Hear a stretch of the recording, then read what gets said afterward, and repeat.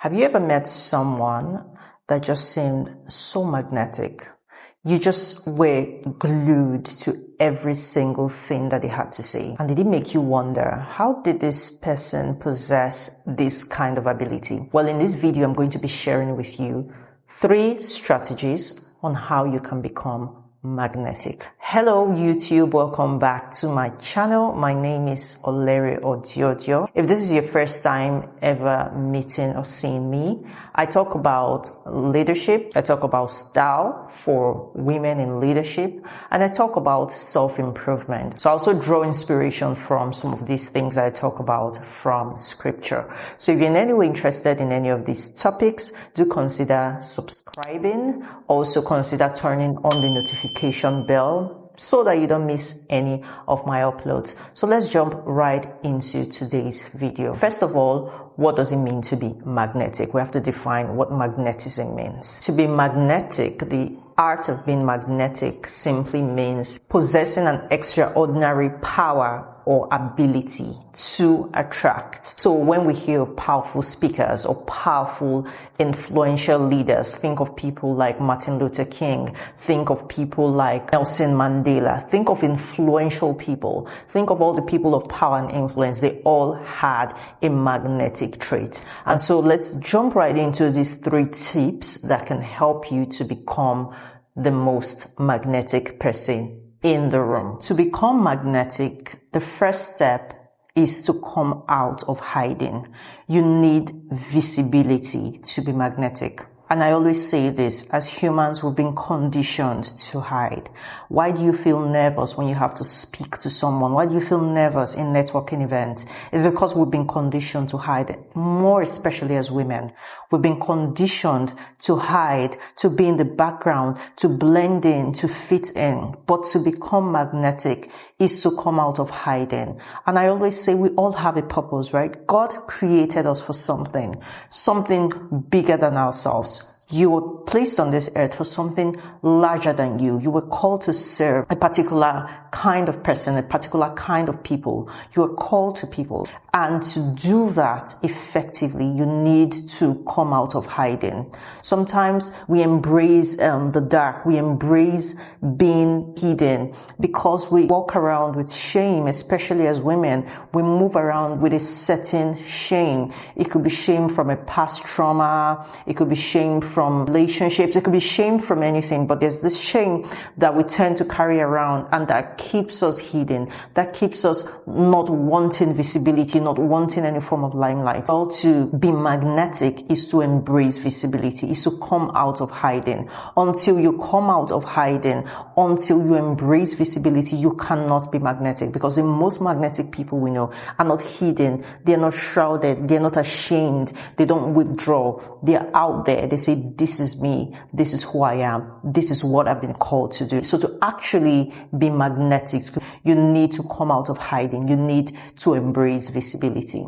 So I just want to interject that you want to watch this video till the end, because the 3rd point is the most important point. So the second way to be a very magnetic person is to lead with love. And what do I mean to lead with love? You need to lead from a point of what can I give rather than what can I get. Again, let's think of the most magnetic people. They were in some way selfless. Think of people like Mandela. Think of people like Martin Luther King. They were selfless. They pursued something other than themselves. So to be magnetic is to lead with love. So perhaps you're a coach, you're an expert. Perhaps you are a corporate leader. Leading with love looks like, how do I put the need of people around me before me? How do I put the need of my team before me? How do I, move this organization forward? What can I contribute? If you're a coach, how can I truly bring transformation? How can I put my message out there, even my free messages? How can I give the most value? So it's leading with love. It's not first, what can I get? Because when you first lead with love, you reap the rewards, right? It's like planting seeds into the soil and you're watering those seeds. It will eventually sprout and grow. But The tree doesn't come before the seed. You need to sow the seed. That's love. Love is literally a seed. So when you sow the seed of love, you lead from that point. You seek the good of others first, not what you can get from others. To be truly magnetic is to be truly invested in the growth of the people that you were called to serve. It's leading in a way that I want your good. I want to see how I can help you. I want to see how best I can serve you. Because leadership is not about rulership. It's about service. And to truly be a magnetic person, even if you're not in any form of leadership, I believe that every one of us is called to some form of leadership, but that's a topic for another day. But the point is, to become a magnetic person is to lead with love. You cannot be selfish and magnetic. No one gravitates towards someone that's always seeking their own interest, that's always seeking their good. So to be truly magnetic is to honestly seek out good for others, is to honestly seek how can I serve people rather than what can I get from them. The third point, which is the most important, before I drop this point, have you liked this video? I'm going to give you a minute to do so. Like this video. In fact, before this video ends, share this video, share the link, share it with someone else, because this is a video that's going to benefit anyone. So share it with your loved ones and your friends. I'll give you a second to do that. All right, thank you so much. Let's jump right into the third point. So the third point to be magnetic is to be a master communicator. You need to become a master communicator to be truly magnetic. This is one of the most important steps, because let's think of the most magnetic people. Think of people like Barack Obama. They were good with speaking. They were good with communicating. Think of people like Martin Luther King, Nelson Mandela. Again, these were people that were master communicators. They mastered the art of communication. And have you noticed how we've been conditioned to hate our own voice? You record your voice on your phone and you're like, ew, I don't like the sound of my voice. And that's the first thing that even hinders you from becoming a master communicator. You hate the sound of your voice. Well, I hate to break it to you. To become magnetic, you need to become a master communicator. And to become a master communicator is to love the sound of your voice. So you need to first fall in love with the sound of your voice. You need to read books. To become a master communicator, you need to be highly educated. Not just by getting more degrees, not just by getting an extra certification. No, you need to read. Reading makes you have clearer thoughts.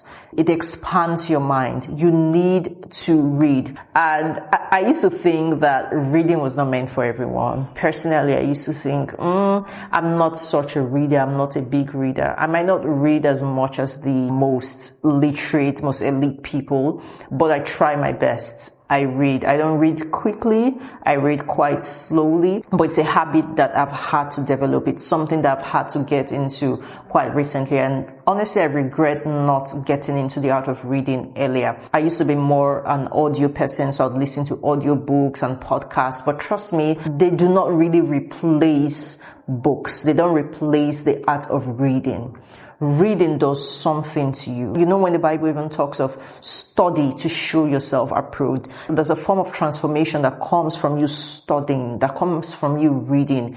It expands your mind. It broadens your horizon. To be a magnetic person, to be a master communicator, you need to read. You also need to write. Journaling is a very great way to become a master communicator, because when you write, it kind of clarifies your thoughts. It kind of puts the things that you would have said audibly in perspective. So it makes you bring out word in a more clearer way. So the more you write, the better you get at communicating.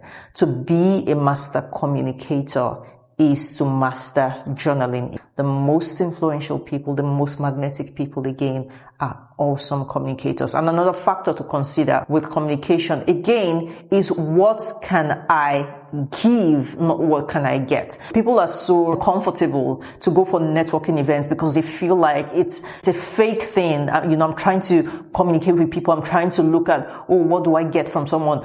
Who is the best person for me to mingle with in this event? That's not how to be a master communicator. A master communicator thinks, how can I get to know this person? So it's not about about sizing who is the best fit for me in this room. Who do I think I stand the best chance with? No, that's not what it's about. And that's why networking is so awkward for a lot of people.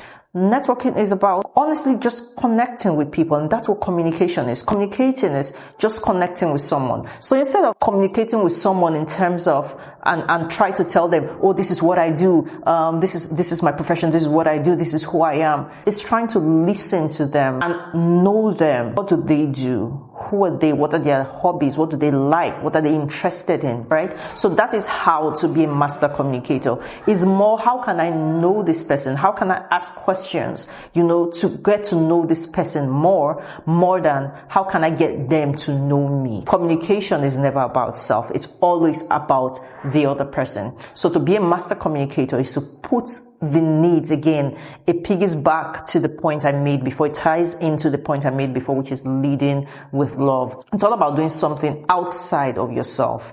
It's doing something for someone else.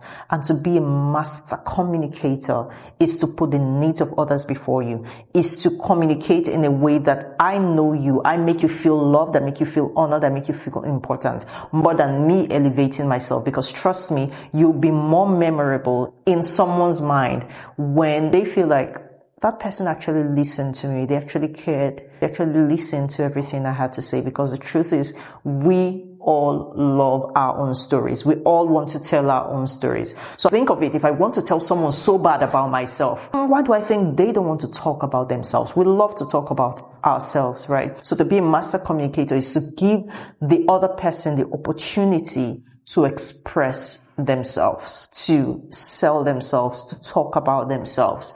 So these 3 tips would help you become magnetic. Please comment and tell me which of these tips, which of these points you found the most helpful and which you would be implementing. I'll see you again in my next video. Stay fabulous.